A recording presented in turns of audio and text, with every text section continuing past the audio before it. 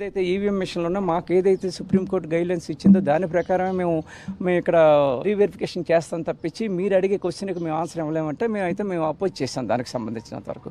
ఎందుకంటే మేము అడిగింది ఎందుకు బ్యాటరీ ఛార్జీ పెరిగింది, 12 అవర్స్ వర్క్ చేసింది, తర్వాత ఒక 25 days స్టాండింగ్ మోడ్లో ఉంది, మళ్ళీ ఇప్పుడు చేసినా కూడా 99% కనిపిస్తుంది కనుక దానికి సంబంధించిన వరకు మనం చెప్తే దానికి సంబంధించినంత వరకు కూడా సరైన ఆన్సర్ ఈసీ ఇవ్వలేకపోతుంది. దీనికి ఈసీ ఈ ప్రజాస్వామ్యంలోని ప్రతి పౌరుడికి అడిగే హక్కు ఉంది. ఈసీ దానికి సరైన సమాధానం ఇవ్వాల్సిన బాధ్యత ఈసీకి ఉంది. ఆ ఈసీ సరైన నిర్ణయాలు తీసుకోలేకపోతుంది. నిన్నటి నుంచి కూడా ఏదో ఒక ఇబ్బంది పెడుతూనే ఉన్నారు. మేము అడిగిన దానికి ఒకటి, వాళ్ళు చెప్తున్న ఆన్సర్ ఒకటి, అది ఏ దానికి కూడా రిలవెంట్ గా లేదు కనుక మళ్ళీ మేము దీని మీద కోర్టుకి వెళ్ళి ఆలోచనతో ఉన్నామని చెప్పి దాని దగ్గర నుంచి అక్నాలజ్మెంట్ కూడా ఇవాళ తీసుకోవడం జరిగింది. ప్రతిది కూడా ఈవీఎంలో, ఎందుకంటే పెద్ద ఎత్తున ఈ దేశంలో చర్చ జరుగుతుంది దీని మీద. ఎందుకంటే ఈవీఎం హ్యాంకింగ్ అవుతున్నాయి, ఇదేమో ప్రజాస్వామ్యబద్ధంగా ఎన్నికలు జరగట్లేదు ఒక ఆలోచన ఈ రోజు అన్ని రాజకీయ పార్టీలో ఉంది, ఒకటి కాదండి. దాని మీద కూడా మాకు కూడా ఒక అనుమానం వచ్చే దీని మీద ఏమో ఒక కావాలని చేద్దామని చెప్పి పెట్టాం. సుమారు 1400 ఓట్లు పోల్ చేసిన తర్వాత 80% వచ్చిందండి. మరి 80% వచ్చిన తర్వాత మళ్ళీ 21 days ఉంచిన తర్వాత మళ్ళీ ఈవీఎం చెక్ చేయమని చెప్పి మేము